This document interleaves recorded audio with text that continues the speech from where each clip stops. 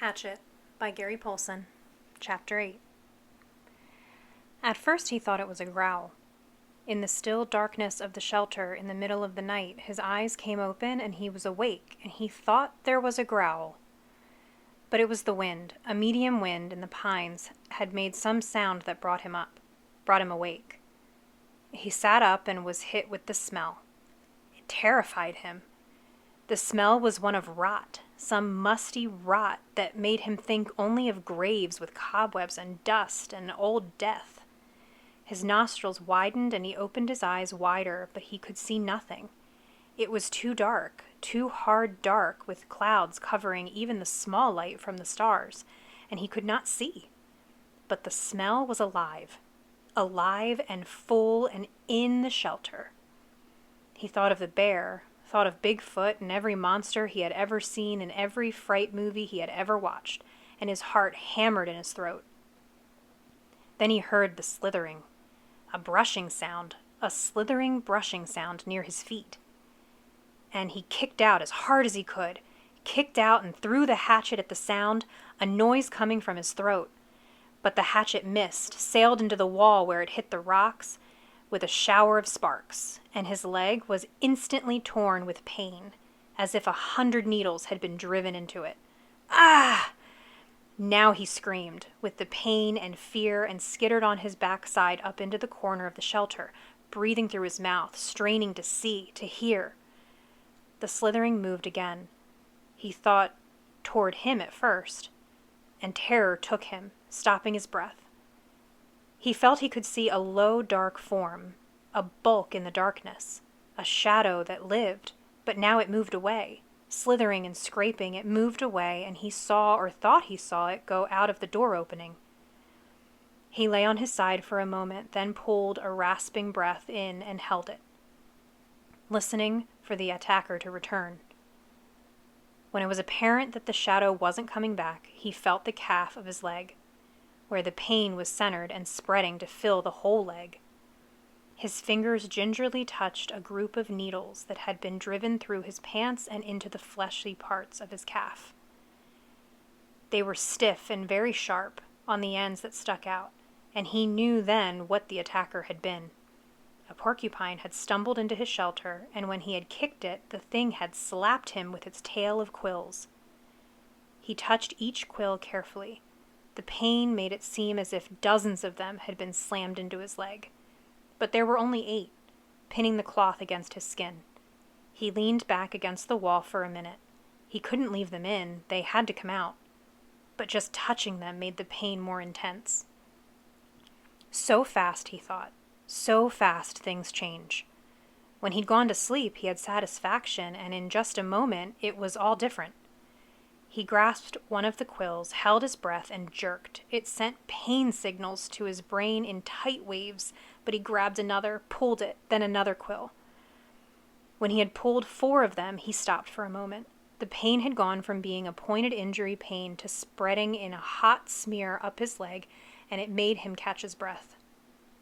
Some of the quills were driven in deeper than others, and they tore when they came out. He breathed deep twice, let half of the breath out, and went back to work. Jerk, pause, jerk. And 3 more times before he lay back in the darkness, done. The pain filled his leg now, and with it came new waves of self-pity. Sitting alone in the dark, his leg aching, some mosquitoes finding him again, he started crying. It was all too much, just too much, and he couldn't take it. Not the way it was. I can't take it this way, alone with no fire and in the dark, and next time it might be something worse, maybe a bear, and it wouldn't just be quills in the leg, it would be worse. I can't do this, he thought again and again. I can't. Brian pulled himself up until he was sitting upright back in the corner of the cave. He put his head down on his arms across his knees, with stiffness taking his left leg, and cried until he was cried out. He did not know how long it took, but later he looked back on this time of crying in the corner of the dark cave and thought of it as when he learned the most important rule of survival, which was that feeling sorry for yourself didn't work. It wasn't just that it was wrong to do or that it was considered incorrect. It was more than that. It didn't work. When he sat alone in the darkness and cried and was all done with it, nothing had changed. His legs still hurt, it was still dark, he was still alone, and the self-pity had accomplished nothing. At last he slept again. But already his patterns were changing, and the sleep was light, a resting doze more than a deep sleep, with small sounds awakening him twice in the rest of the night. In the last doze period before daylight, before he awakened finally with the morning light and the clouds of new mosquitoes, he dreamed. This time it was not of his mother, not of the secret, but of his father, at first, and then of his friend, Terry. In the initial segment of the dream, his father was standing at the side of a living room looking at him, and it was clear from his expression that he was trying to tell Brian something. His lips moved, but there was no sound, not a whisper. He waved his hands at Brian, made gestures in front of his face as if he were scratching something, and he worked to make a word with his mouth, but at first Brian could not see it. Then the lips made an shape, but no sound came. Ma. Brian could not hear it, could not understand it, and he wanted to so badly. It was so important to understand his father, to know what he was saying. He was trying to help, trying so hard, and when Brian couldn't understand, he looked cross, the way he did when Brian asked questions more than once, and he faded. Brian's father faded into a fog place. Brian could not see, and the dream was almost over, or seemed to be, when Terry came. He was not gesturing to Brian, but was sitting in the park at a bench looking at a barbecue pit, and for a time nothing happened. Then he got up and poured some charcoal from a bag into the cooker, then some starter fluid, and he took a flick type of lighter and lit the fluid. When it was burning and the charcoal was at last getting hot, he turned, noticing Brian for the first time in the dream. He turned and smiled and pointed to the fire as if to say, "See? A fire." But it meant nothing to Brian, except that he wished he had a fire. He saw a grocery sack on the table next to Terry. Brian thought it must contain hot dogs and chips and mustard, and he could think only of the food. But Terry shook his head and pointed again to the fire, and twice more he pointed to the fire. Made Brian see the flames, and Brian felt his frustration and anger rise as he thought, all right, I see the fire, but so what? I don't have a fire. I know about fire. I know I need a fire. I know that. His eyes opened, and there was a light in the cave, a gray dim light of morning. He wiped his mouth and tried to move his leg, which had stiffened like wood. There was thirst and hunger, and he ate some raspberries from the jacket. They had spoiled a bit, seemed softer and mushier, but still had a rich sweetness. He crushed the berries against the roof of his mouth with his tongue and drank the sweet juice as it ran down his throat. A flash of metal caught his eye, and he saw his hatchet in the sand where he had thrown it at the porcupine in the dark.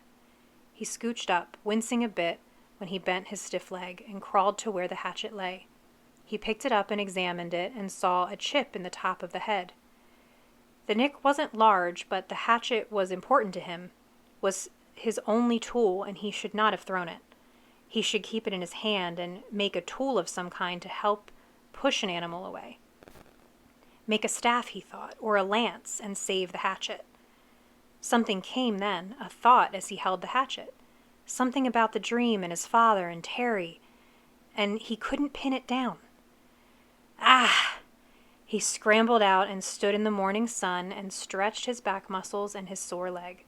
The hatchet was still in his hand, and as he stretched and raised it over his head, it caught the first rays of the morning sun.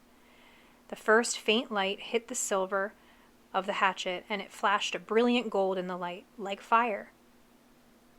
That is it, he thought. What they were trying to tell me. Fire. The hatchet was the key to it all. When he threw the hatchet at the porcupine in the cave and missed, and hit the stone wall, it had showered sparks. A golden shower of sparks in the dark, as golden with fire, as the sun was now. The hatchet was the answer. That's what his father and Terry had been trying to tell him. Somehow he could get fire from the hatchet. The sparks would make fire. Brian went back into the shelter and studied the wall. It was some form of chalky granite or a sandstone, but embedded in it were large pieces of darker stone, a harder and darker stone. It only took him a moment to find where the hatchet had struck. The steel had nicked into the edge of one of the darker stone pieces. Brian turned the head backwards so he would strike with the flat rear of the hatchet and hit the black rock gently. Too gently, and nothing happened. He struck harder, a glancing blow, and 2 or 3 weak sparks skipped off the rock and died immediately. He swung harder, held the hatchet so it would hit a longer, sliding blow, and the black rock exploded in fire.